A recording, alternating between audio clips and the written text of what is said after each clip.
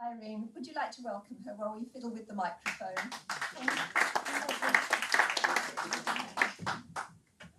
Right, can you hear me? Thank you. It's somewhat invidious to follow Valerie as a well-known poet to listen to me as one might describe as a novice, even at my great age. Poems I've got, as sort of as I say, is a real mixture, and I sort of divide them into those that are pre-Alan Murray and post-Alan Murray. I'm not going to tell you which ones have been influenced by him. You can guess that for yourself anyway. It's a bit of a mixture, so a potpourri of some of my poetry. First is Headstones in Bunhill's Burial Grounds. Headstones stand in sombre lines where names have been removed by time. No tales to tell of these and thines. Most attributes are overlaid by grime.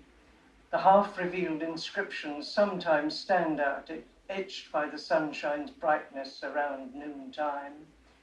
Headstones stand in sombre lines. In a nearby mausoleum, a figure reclines. On a distant football field, a referee calls full time, and the greater celandine intertwines where names have been removed by time. Some are restored and in their prime. William Blake's new headstone shines, flowers and tokens praise his lifetime. No tales to tell of these and thines. The long path meandering winds to the place where Bunyan oftentime progressed as he wrote his pilgrim's lines. Most attributes are overlaid by grime. Erased are praises to the beloved in rhyme, which told of long-gone love's incline. Records of those lost in many a wartime are not inscribed here to give us signs. Headstones stand. Change of mood. Riot and resolution, and this is a tribute to Paul Gascoigne. With no warning, there they were at it, led to shouting and arguing the toss. What? Do you see that? The little fat man said. What are you talking about, you twat? Said the one with a red and blue scarf around his neck. Are you blind? Didn't you see, oh heck? There he goes again, eh, ref? You lost your pee? See, he's kicked him in the groin. Guess a penalty.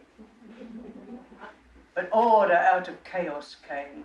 A dazzling dribble and a beautiful game. Gascoigne, the wonder boy, doing his thing, silencing the terraces, uniquely entrancing, until, overcome in amazement at the whole experience, the crowd rose as one to shout, "Goal!"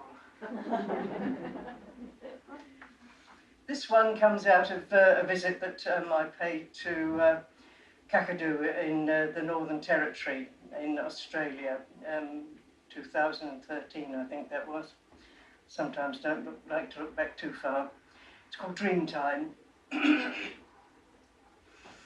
The storyteller, Ujuru, crouched by the fire which lit the cave walls with flickering shadows, bringing alive the figures painted there, making them leap and dance for those around him.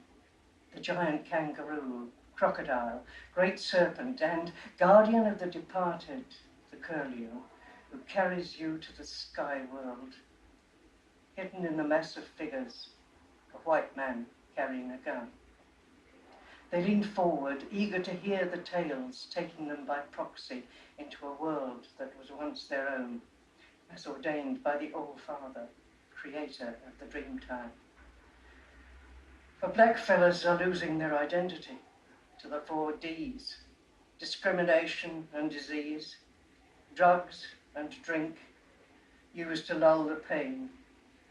Rituals have lost their meaning by endless repetition to hordes of tourists, eager in their way to see a world that is not their own, experiencing vicariously rites of passage, accompanied by the mournful didgeridoo, forgotten as soon as they get back on the coach and hurry to the next authentic event.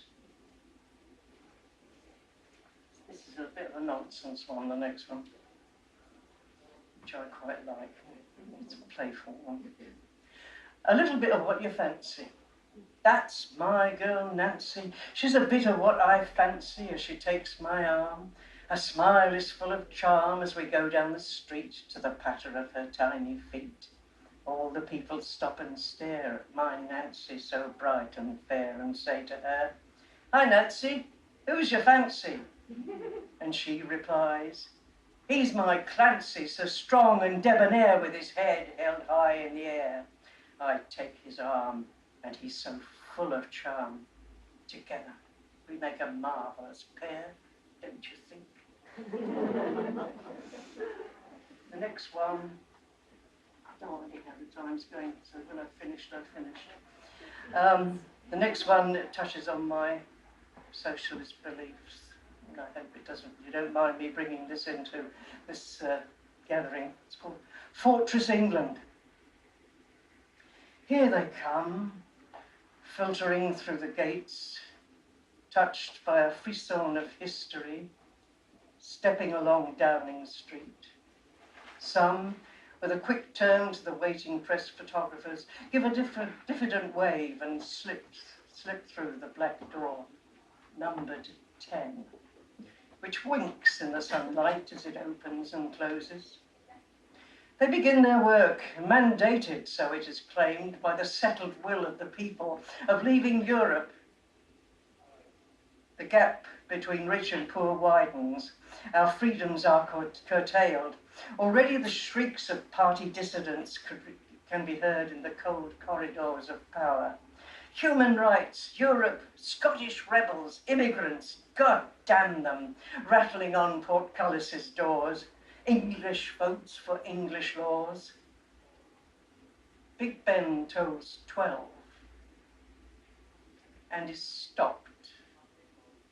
And the Elizabeth Tower vibrates on rotting foundations as they set up Fortress England.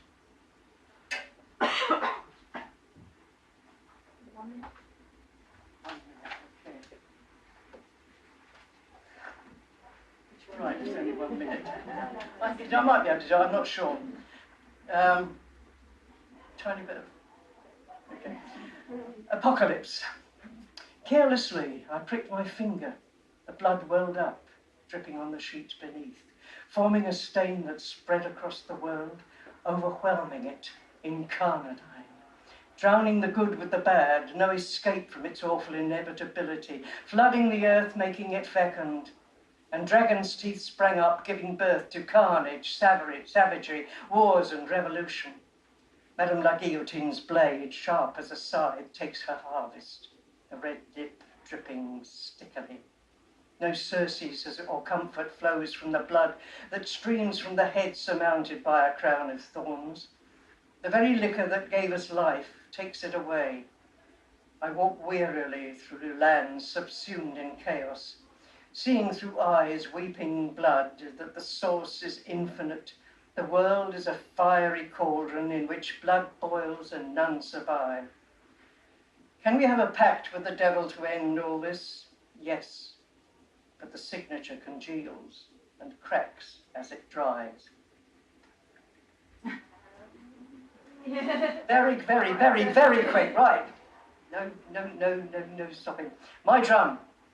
This is my drum, the little one said as she raised the drumsticks above her head and brought them down with a thrum, thrum. On her little tin drum, she marched up the garden to the little wooden shed where the logs were standing in line like soldiers. She said, turning round to march to the house, follow me to the beat of my drum, thrum. Come, to the beat of my little tin drum.